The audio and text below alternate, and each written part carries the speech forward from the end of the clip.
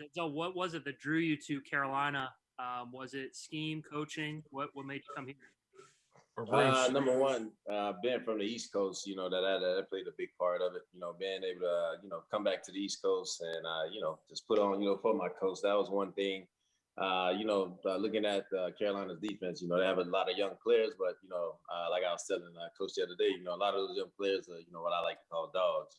They have, a motor and, me being a veteran player, coming in, sharing my knowledge, I feel like that'll, help out, their game and also help me out as well.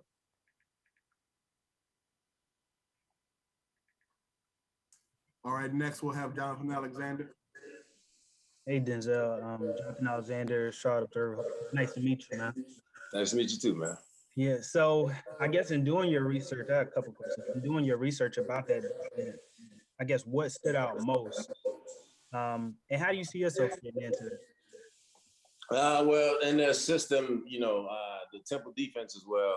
Like I've said this before in a previous interview. My defensive coordinator from college, Mark D'Onofrio, had that same system, as Coach Snow run. So it's a lot of familiar it's pretty familiar. Like I'm pretty familiar with the defense, so it won't be much of a adjustment to me, like that. And I probably just feel like I'm back in college again, low key. All right, next question. I don't see a hand raised. Joe Person, please. Denzel, good to see you, man. I'm at the Athletic here in Charlotte. Wonder if you could kind of take us through those dogs you were referring to on the Panthers D. Dogs on the D line, man. I can't think of the names right off the top of my head, but it was the first round and the second round draft pick, maybe like 2 years ago, if I'm not mistaken. Those guys, and you just go to the linebackers. You got Burns, you got Shaq Thomas. We came out together. We never played, with each other or anything like that sort. But I feel like we got that, that I call it, that linebacker connection. Every time we played Carolina, was not mistaken, it was only twice in my career. But every time we like talk after the game, it'd be like, oh, I wish we could play together. Now it's one of those factors that's going on right now. But I still have to do my research, man. I'm not gonna lie. I still have to do my research, every single player, to get to know every single body on defense. You get me? I want to ask you too, man. I know you battled some injuries out in LA, San Diego. Do you think part of you is just still kind of scratching the surface as to what? You muted at the last part. Just, do you think you still have your best football ahead of you based on kind of some of the health stuff you've had to deal with? Oh yeah, I mean, minus my health, history, and I am healthy. You turn on the film, you see what I'm able to do. I think what somewhat causes my injury is probably just my style of play. I'm always full speed, and I feel like me personally, whatever I hit, I got to knock it down. Whether it's a lineman, a lead block, or anything, I feel like I got to knock it down. Next, we'll have Mike Solarte, followed by David Newton. Thanks, Bruce. Hey, Denzel, good to meet you virtually. Mike Solarte of Spectre News 1. Nice to meet you. As you look to making the change, I mean, you're going West Coast, East Coast, and different division, different quarterbacks you're going to be chasing around. I mean, what's the big draw for you in terms of your I guess targets for what you're looking for out of 2021 for you?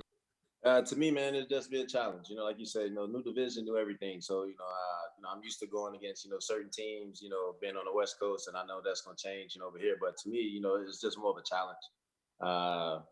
And it's a good challenge to me, facing different people. Not saying that, it's people that I'm used to, because, every year, teams changes, certain position changes. So, for instance, like, going against the Raiders, like I know, like I have to go against Josh Jacobs, twice a year, or, Patrick Mahomes twice a year, now.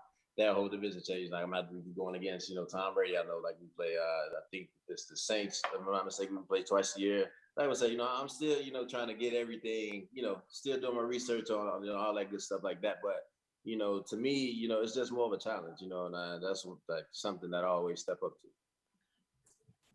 All right, next we'll have David Newton. Hey, Denzel, good to have you in Charlotte here. I wanted to ask you, you mentioned you're kind of familiar with this defense, but this defense has got so many guys that can play multiple positions. I mean, what exactly do you envision this being? I mean, you envision it being a 3-4-4-3, or what do you feel like you guys will base out of, or you think it's going to be one of those things where you'll just keep people off balance with multiple looks? Like I said, well, I know for me when I was in college and we ran this defense, it was just giving different looks. But like I said, I have to do my research with Coach Snow, and I have to get in the playbook, and see, what's really, what's going on about the whole scheme. And who's the toughest quarterback you've ever faced? Toughest quarterback, I mean, everybody would say like Patrick Mahomes, but I call him Tom the Terrific. Tom Brady. He's just, he's been around long enough, man. And, if you look the wrong way, he'll probably check the defense and you don't know what you're doing. You get what I mean? So I would say, Tom the Terrific. We'll have Josh Klein. Hey, did you wear the headset in LA, San Diego, and do you plan, or will you push to wear it here? I mean, it varied. Honestly, it varied over there in Los Angeles, and whoever coach is comfortable, wearing the mic or the helmet, that's fine with me. At the end of the day, the person with the helmet, yeah, you're the quarterback of the defense. You get the call, but at the end of the day, you still got to play football. I mean, we all communicate on defense. So, I mean, that's what that's what I'm getting around with, the mic. The mic, you get the call, you're the quarterback of the defense. But at the end of the day, all 11 still have to communicate. All right, question from Elena Getzenberg. Hey, Denzel. Elena Getzenberg, Charlotte Observer. Nice to meet you. Nice to meet you. I was curious, when you were in conversations about coming to Carolina, what did they tell you? I know you've got a lot to learn about the defense and everything about that, but what did they tell you they wanted you to do specifically? Just, to keep, playing my style of play and, to bring that energy, that I do have, I know talking with, the GM, he did tell me that, my energy, would, kind of just rub off on these other guys, the defense is good, but, like what coach is telling me that, like the way that I play, the type of energy, the passion that I bring, just, it'll like rub off on the guys. And what's better about I've lived on the West Coast and the East Coast as well. So what's better about the East Coast, or what do you prefer about it? I say the East Coast is just home, over there on the West Coast, I was I went from San Diego to Orange County, it's really not a change in the weather, what I mean? Like it's always sunny, it'll probably rain every now and then, as far as on the East Coast, it's probably overcast, the sun might come out, it might rain for 5 minutes, then the sun's out. So I don't know, just East Coast is just home for me. Mike Solarte, followed by Joe Person. Kind of following up on Elena's question about the expectations, kind of dovetailing off of that. What was